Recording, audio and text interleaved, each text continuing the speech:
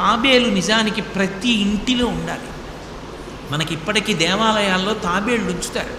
ప్రతి దేవాలయంలో తాబేలు ఉంటుంది. పూర్వం ప్రతి నూతిలో ఒక తాబేలు నుంచేవారు.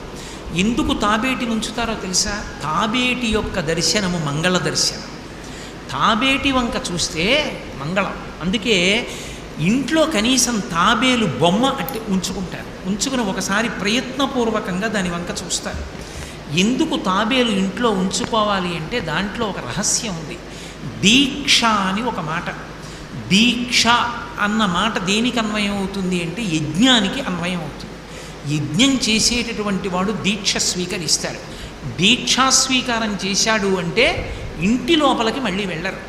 ఇక పూర్తయిన తర్వాతే ఇంట్లోకి వెడతారు. ఇల్లు విడిచిపెట్టి బయటికి వచ్చేసి దీక్షావస్త్రాలు కట్టుకుని మేళతాళాలతో యాగశాల ప్రవేశం చేస్తారు.